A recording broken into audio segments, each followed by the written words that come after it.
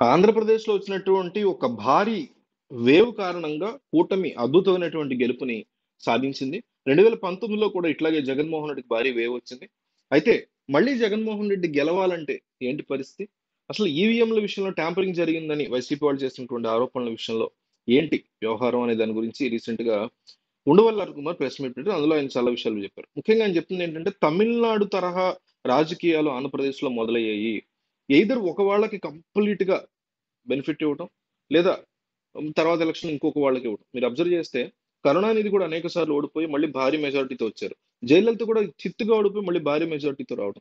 ఆ రకమైనటువంటి one side విక్టరీలు ఇవ్వడం స్టార్ట్ చేశారు ప్రజలు అనేటువంటి మాట ఉండవల్లి చాలా గట్టిగా చెప్తున్నారు.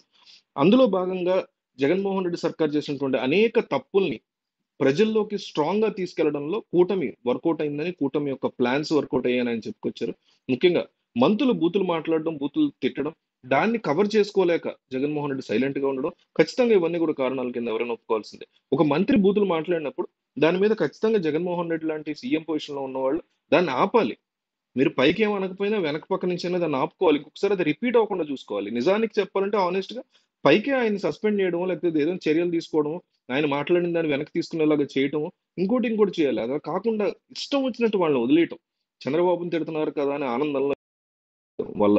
అలాగే రేపొద్దున ఆహ్, ఈ ఇప్పుడున్నటువంటి అచ్చెన్నాయుడుని గావచ్చు, అయ్యన్న పాత్రుడు గావచ్చు, వీళ్ళు కూడా ఇష్టం వచ్చినట్టు వాళ్ళని కూడా వదిలేస్తే, వాళ్ళు కూడా అట్లాగే జగన్ మాటతారు. అది కూడా కూటమికి లాస్ అవుతుంది.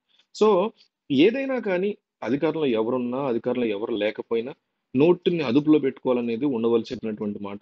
అట్లాగే మళ్ళీ గెలిచే అవకాశం జగన్‌కి ఖచ్చితంగా ఉంది. 40% సీట్లు చాలా స్పష్టంగా కనిపిస్తున్నాయి. దాన్ని కాపాడుకుంటూ కూటమి చేయలేని ఎప్పటికప్పుడు ప్రజల్లోకి తీసుకెళ్తూ జగనే బెటర్ వీళ్ళకంటే అనేటువంటి ఫీలింగ్‌ని గాని క్రియేట్ చేయగలిగితే ఖచ్చితంగా జగన్ మళ్ళీ గెలుస్తారంటూ ఉండవల్లి మాట్లాడారు. అట్లాగే ఈవీఎంల విషయాలను అసలు కేర్ చేయాల్సిన అవసరం లేదు. ఈవీఎంల మీద తోసేయకండి. 2019లో కూడా చంద్రబాబు ఈవీఎంల మీద తోసేశారు.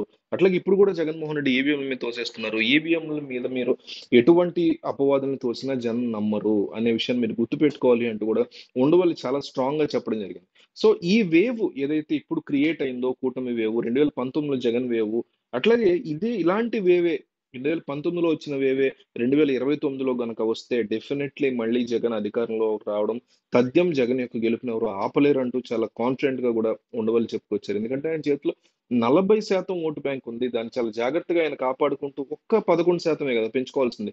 అంతకు మించి ఏముంది? సో, ఆ 11% గనుక జగన్ చాలా జాగ్రత్తగా ప్లాన్ చేసి పెంచుకోగలిగితే, జగన్ యొక్క గెలుపుని ఎవ్వరు ఆపలేరు అనేటువంటి ఒక స్ట్రాంగ్ అంశాన్ని ఉండవల్లి తెర మీద తీసుకొచ్చారు. సో, మీరు జగన్ సపోర్టర్ అయితే, లేదా జగన్‌కి మీరు యాంటీ అయితే, లేదా న్యూట్రల్ అయితే మీరేం సలహా ఇస్తారు? జగన్ ప్రతిపక్ష పాత్ర ఎట్లా పోషించాలని మీరు సలహా ఇస్తారో కామెంట్ చేయండి.